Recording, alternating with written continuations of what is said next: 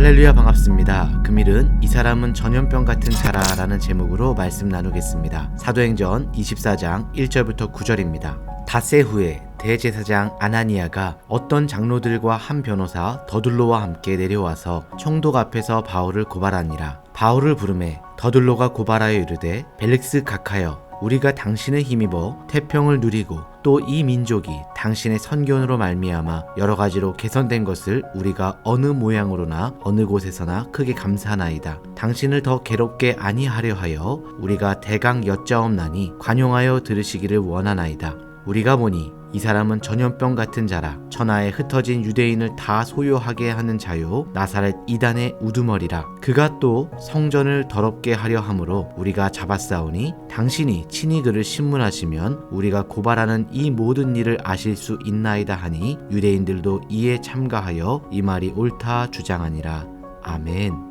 지난주에 이어서 바울이 470명의 중무장한 로마군의 보호를 받으면서 로마 총독 관저가 있는 가이사랴로 오게 되었습니다.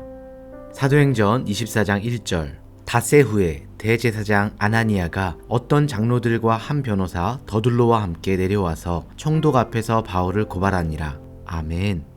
대제사장 아나니아와 장로들이 바울의 암살 계획에 실패하니까 이번에도 포기하지 않고 바울을 로마 총독 앞 정식 재판에 고소하게 됩니다. 그리고 오늘 특별하게 등장한 사람은 바로 더둘로라는 변호사입니다. 탁월할 뿐만이 아니라 이스라엘에서 가장 뛰어난 변호사를 선임했습니다. 아주 분명한 사람 하나를 데리고 온 것입니다. 사도행전 24장 2절부터 3절. 바울을 부르매 더둘로가 고발하여 이르되, 벨릭스 각하여, 우리가 당신의 힘입어 태평을 누리고 또 이 민족이 당신의 선견으로 말미암아 여러 가지로 개선된 것을 우리가 어느 모양으로나 어느 곳에서나 크게 감사하나이다. 아멘. 벨릭스는 가장 폭력적이고 독재적인 총독이었습니다. 그의 재임 기간에 유대에서 가장 많은 밀란이 일어납니다. 이런 사람에게 당신의 선견 지명으로 인해서 우리가 태평을 누리고 있다라고 더둘로가 말합니다. 이것은 바울을 모함하기 위해서 불의한 권력에 아첨하고 있는 것입니다. 또한 벨릭스가 유대 땅에 오고 나서 아무것도 개선된 것이 하나도 없음에도 불구하고 우리가 어떤 모양으로나 어느 곳에서나 크게 감사하나이다 라고 말하고 있습니다.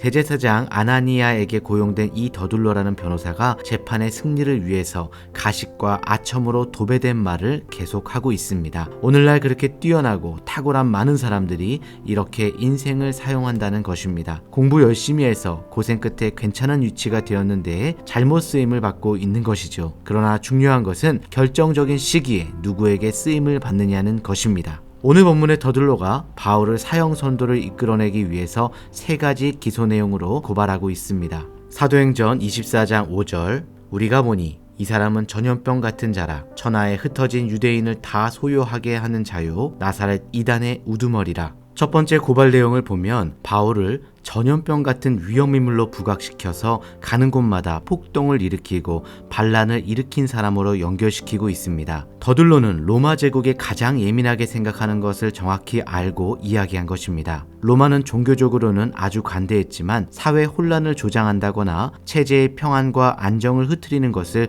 매우 무섭게 처벌했습니다. 이 사람은 전염병 같은 존재입니다. 그러므로 천하 유대인을 다 소란케 하는 사람입니다 라고 하면서 가장 민감한 정치적인 문제로 연결시켜서 폭동을 일으킬 위험 인물로 몰아가고 있는 것입니다.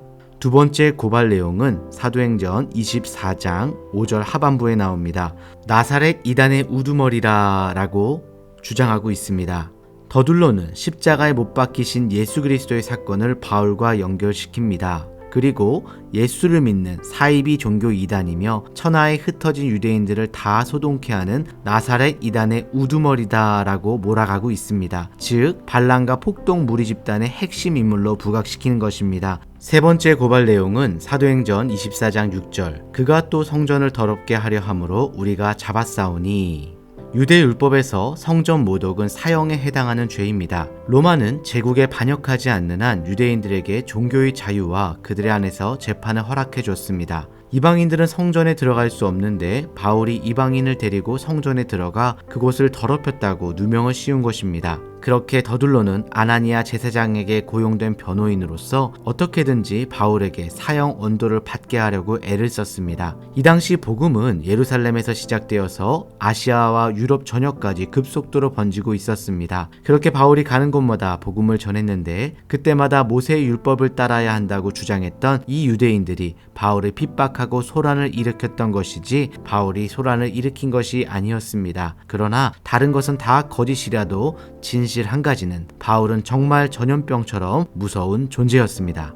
그런가 하면 본문에 또 한 명의 인물이 있습니다. 바로 총독 벨릭스라는 사람입니다. 사도행전 24장 22절부터 23절 벨릭스가 이 도에 관한 것을 더 자세히 아는 고로 연기하여 이르되 천부장 루시아가 내려오거든 너희 이를 처결하리라 하고 백부장에게 명하여 바울을 지키되 자유를 주고 그의 친구들이 그를 돌보아 주는 것을 금하지 말라. 아멘. 벨릭스가 이 도에 가는 것을 더 자세히 알고 있었다라고 말하고 있습니다. 벨릭스는 총독이었기 때문에 여러 정황과 상황들 가운데 기독교에 대해서 잘 알고 있었습니다. 벨릭스는 이미 바울이 무죄라는 것을 알고 있었습니다.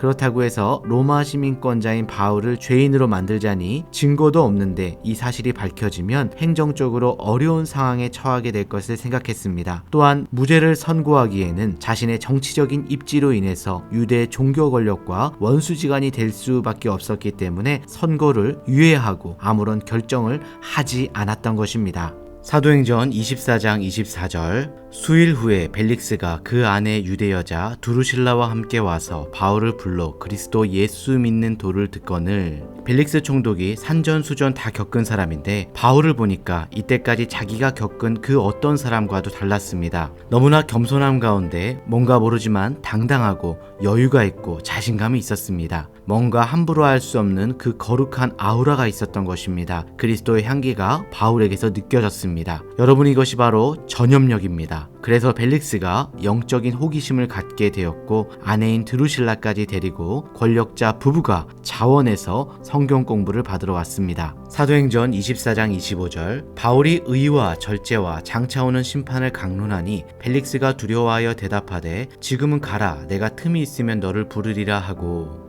바울은 벨릭스 부부에게 의와 절제와 장차 오는 심판에 대하여 강론하기 시작합니다. 어쩌면 이 두 사람이 가장 듣기 싫은 이야기였습니다. 벨릭스는 노예 출신입니다. 산전수전 다 겪었고 세상에서 이런저런 방법으로 총독까지 오른 입지적인 인물입니다. 자신의 유익을 위해서 수단과 방법을 가리지 않는 악독한 정치인이었습니다. 그런 그에게 하나님의 정의를 바울이 선포한 것입니다. 벨릭스가 바울의 설교를 듣는 순간 그의 마음이 덜컥 내려앉았습니다. 그리고 절제에 대해서 이야기했습니다. 즉 깨끗함과 윤리적인 거룩함을 이야기한 것입니다. 벨릭스의 아내 두루실라는 원래 유부녀였고 벨릭스와 불륜관계를 가짐으로 가정을 깨고 그와 결혼한 것입니다. 이것을 두 부부에게 하나님이 지적한 것입니다. 마지막으로 그들의 죄 다음에는 장차 심판이 있는데 지금은 로마 총독으로 화려하고 풍족하게 멋진 삶을 살고 있지만 언젠가 하나님께서 그 악함을 기억하시고 죄에 대하여 반드시 심판하실 것이라고 선포하였습니다. 누가 감히 벨릭스에게 이런 이야기를 할 수가 있었을까요? 그러나 바울은 성령이 주시는 담대함으로 말씀을 전하였습니다. 두려워하여 대답하되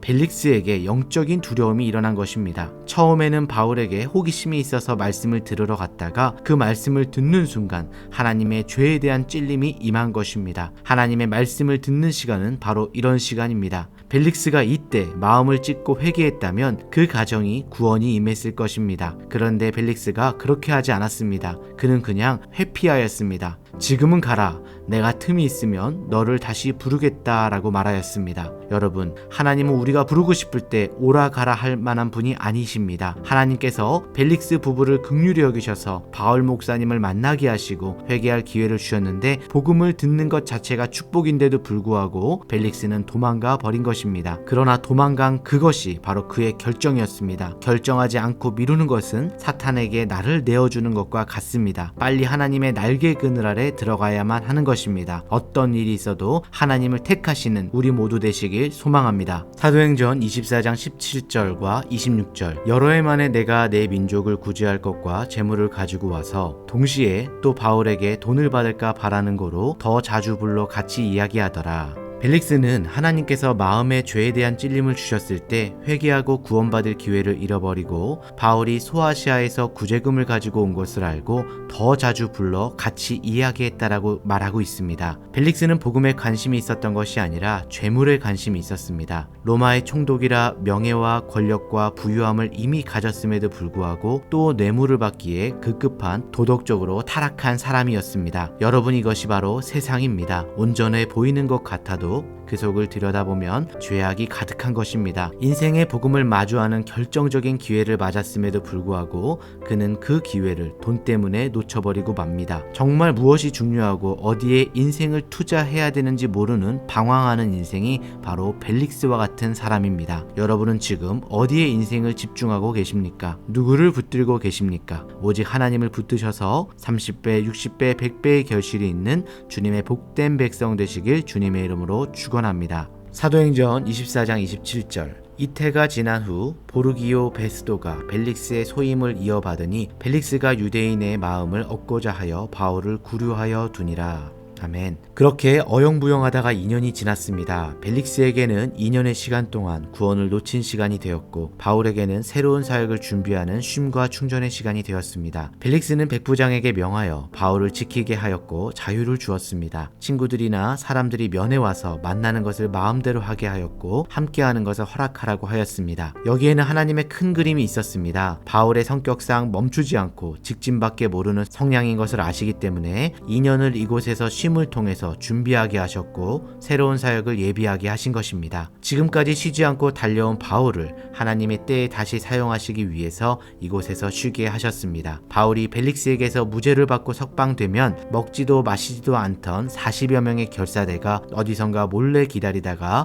어떻게든 무슨 방법으로든 암살하려고 했을 텐데 하나님께서는 이곳 감옥에서 바울을 안전하게 보호하여 주신 것입니다. 우리 인생이 감옥에 갇힌 것 같은 순간이 있습니다. 하나님께서는 다니엘도 요셉도 감옥을 통하여서 그의 위대하심을 드러내셨습니다. 그곳이 감옥이든 병원이든 퇴직이든 또 다른 광야이든 하나님께서는 새 일을 준비시키기 위해서 생각지 않은 쉼을 여러분에게 허락하실 수 있습니다. 하나님께서 우리를 지키시는 방법은 우리의 생각과 사고로 이해할 수 없습니다. 그러므로 하나님께서 여러분에게 지금 주시는 시간이 바울과 같을지라도 낙심하지 마시고 더 큰 영광을 위해 준비하시고 예비하시는 여호와 이레의 하나님을 찬양하시는 그 계획 가운데 귀하게 쓰임받는 여러분들 되시길 주님의 이름으로 축원합니다.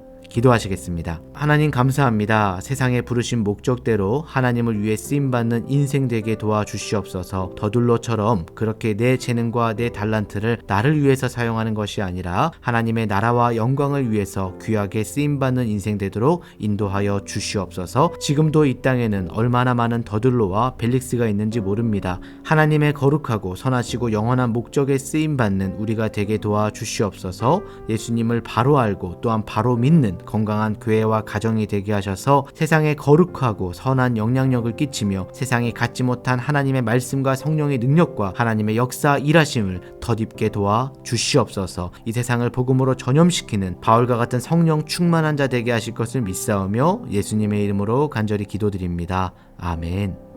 말씀을 적용하겠습니다. 첫 번째, 바울처럼 상한 심령이 치유되고 연약한 믿음이 강건해지려면 신앙에 어떤 모습이 필요할까요? 함께 나누어 봅시다. 두 번째, 거룩한 영향력 있는 그리스도인이 되려면 우리에게 어떠한 결단이 필요할까요? 함께 나누어 봅시다. 그럼 믿음으로 승리하시는 한 주 되시길 바랍니다. 감사합니다.